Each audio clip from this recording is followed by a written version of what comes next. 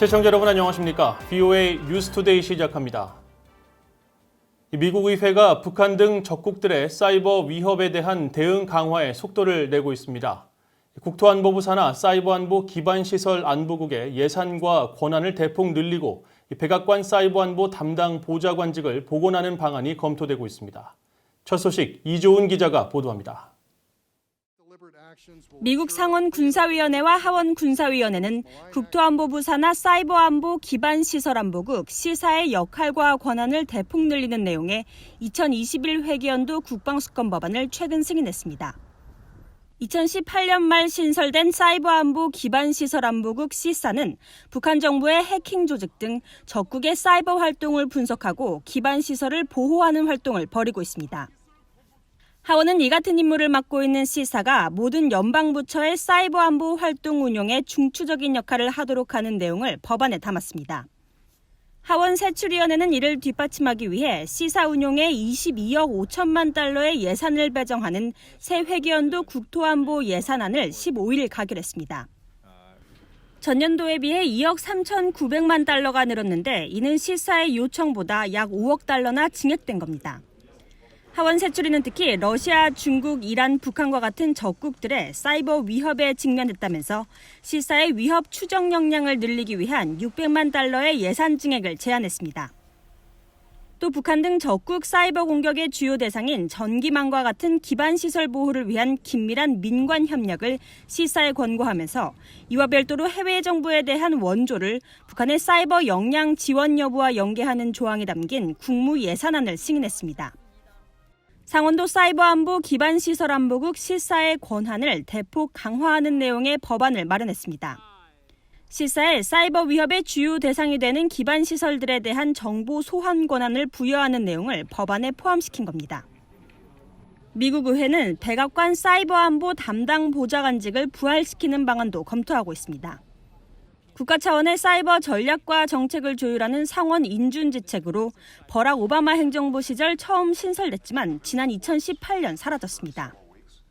The first recommendation I want to talk about that quite honestly we're working hard at getting hopefully included in the National Defense Authorization Act so it can become law is the need to put somebody in charge, a national cyber director. 의회의 이 같은 사이버 안보 강화 움직임은 의회 산하 초당적 기구인 사이버 공간 솔라리움 위원회의 첫 번째 권고안을 적극 반영했습니다. 북한은 약 1년 전부터 러시아, 중국, 이란과 함께 미국에 대한 사이버 위협국으로 지목되고 있습니다. 사이버 공간 솔라리움 위원회는 특히 지난 3월 보고서를 통해 북한은 사이버 범죄 활동으로 불법 자금을 조달하면서 대북 제재를 무력화시키려 한다며 이런 사이버 작전은 북한 지도부에 자금 조달의 생명선을 제공한다고 지적했습니다. VOA 뉴스 이존입니다.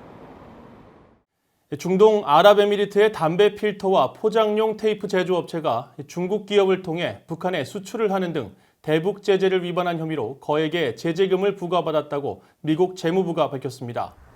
미국 재무부 산하 해외자산 통제실은 16일 아랍에미리트에 있는 담배 필터 포장용 테이프 제조업체 에센트라 FGE가 기만적인 관행으로 중국과 다른 나라들의 유령 회사를 통해 북한에 담배 필터를 수출했으며 지난 2018년 9월부터 12월까지 미국 은행의 해외 지점 계좌로 수출품에 대한 대금을 받았다고 공개했습니다. 또 에센트라 FGE가 대북 제재 이행과 관련된 연방 규정을 위반했다면서 에센트라 측이 이러한 명백한 위반 사항을 자진 공개하지 않아 심각한 위반 사례로 판단했다고 적시했습니다. 재무부 해외자산통제실은 에센트라 FGE가 명백한 3가지 위반 사항에 대해 민사상 책임을 해결하기로 합의했으며 이에 따라 66만 5,112달러의 벌금을 부과했다고 밝혔습니다. 미국 국방부 차관이 신종 코로나 바이러스에 대응하기 위한 전략으로 초정밀 전자제품 공급망의 미국 본토 회귀를 본격적으로 추진할 것이라고 공표했습니다. 특히 보안에 취약한 반도체 등의 생산 시설이 최우선 대상이 될 것이라고 강조했습니다. 김동현 기자가 취재했습니다. 앨런 로드 미국 국방부 획득 지속성 담당 차관은 16일 로널드 레이건 인스티튜트가 주최한 화상회의에 참석해 신종 코로나 바이러스 사태 여파로 초정밀 전자제품의 공급망 이전 문제는 가장 어려운 도전이라며 현재 상황은 미국 경제 안보를 해친다는 내부 결론을 최근 내렸다고 말했습니다. 그러면서 국방물자 생산법 사망의 법적 근거에 따라 그동안 외부에 의존하던 초정밀 전자제품 공급망에 미국 본토 회귀를 본격 추진할 것이라고 밝혔습니다. Because it's a little bit difficult to understand from foundries to packaging to logic to memory. Who are the players? Who are domestic? Who are offshore? And we have just finished a piece of work internally. 향후 국방물자 생산법 사망을 통해 자본 대출을 독려해 기업들에게 생산 공정의 미국 본토 회귀를 촉진할 방침이라는 겁니다. 로드 차관은 또 미국의 중소기업들이 대출을 받지 못해 도산하는 상황을 악용해 적대적 외국 투자 자본들에게 잠식당하는 부작용을 원천 차단할 것이라고 강조했습니다. 이어 지적재산권에만 의존해 외부 공급망이 기대던 기존 방식의 취약성은 명확하다면서 위해 장치를 몰래 삽입하는 위험성 등을 지적했습니다.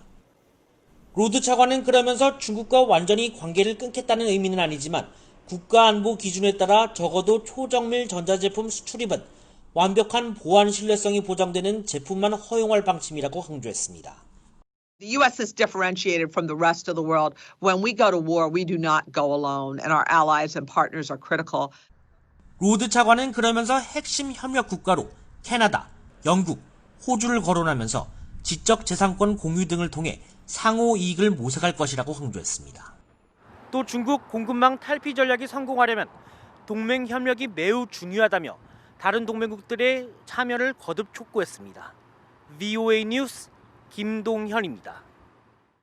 미국 내 북한 인권단체들이 연대한 북한 자유연합은 16일 한국 정부가 탈북민 단체 자유북한 운동연합과 큰 셈의 법인 허가 취소 계획을 발표한 것과 관련해 우려를 표하는 서한을 한국 문재인 대통령에게 보냈다고 밝혔습니다. 북한 자유연합은 15일자로 보낸 이 서한에서 한국 정부는 북한 정권을 비판하는 내용을 담은 전단을 풍선을 통해 북한 주민들에게 보내는 등의 인권 활동을 공격할 것이 아니라 표현의 자유 행위로 보호해야 한다고 밝혔습니다.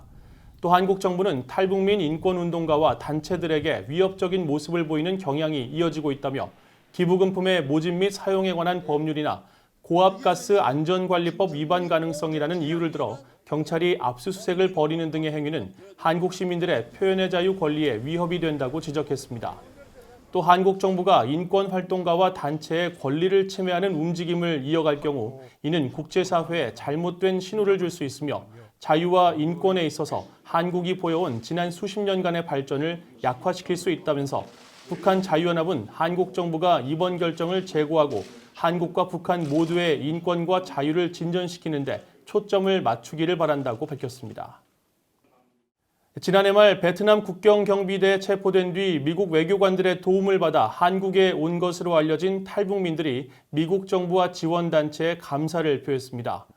이들 탈북민 11명 가운데 강모 씨 등은 16일 VOA에 도움을 준 미국 외교관들과 갈렙 선교회 그리고 자신들의 소식을 빠르게 전해준 미국 언론과 외신들에게 감사하다면서 한 달 넘는 체류 기간 동안 베트남 당국자들로부터 미국과 유엔이 자신들을 도와줬다는 얘기를 직접 들었다고 말했습니다.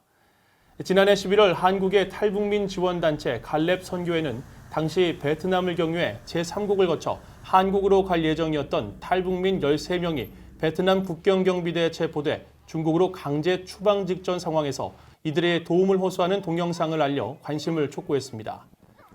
이어 BOA와 월스트리트 저널 등 외신들의 보도로 관심이 커지자 미국 외교관들이 이 사안에 개입한 것으로 알려졌으며 이후 중국 국적의 아이와 어머니는 중국으로 돌아갔지만 나머지 남성 3명과 여성 8명 등 탈북민 11명은 제3국을 거쳐 현재 안전하게 한국에 정착했습니다. 북한의 인구가 오는 2028년을 정점으로 감소세가 시작돼 80년 뒤에는 지금의 절반 수준으로 감소할 것이라는 예측이 제기됐습니다. 미국 워싱턴대 의과대학 산하 보건계량 분석연구소는 14일 의학저널 랜싯에 발표한 논문에서 전 세계 195개국의 인구 예측 결과 2017년 기준 2,572만 명이던 북한 인구는 2028년에 2,608만 명으로 정점을 찍은 뒤 줄곧 감소세를 거듭할 것으로 전망했습니다. 특히 오는 2100년에는 북한 인구가 1,298만 명으로 줄어들어 80년 사이에 절반 이상이 감소할 것으로 예측됐습니다. 논문은 이 같은 북한 인구 감소세의 요인은 저조한 출산율이라며 북한의 출산율은 2017년 1.32명에서 2100년에는 1.3명으로 줄어들 것으로 예상했습니다. 한국도 2017년 5,267만 명에서 2100년에는 2,678만 명으로 약 53% 줄어들 것으로 예측됐고 중국도 14억에서 7억 3천만 명으로 절반 가까운 감소가 예상됐지만 미국은 현재 3억 2천만 명에서 2100년 3억 3,500만 명으로 유일하게 인구가 소폭 증가할 것으로 관측됐습니다. 이상으로 VOA 뉴스투데이를 마칩니다. 시청해주신 여러분 고맙습니다.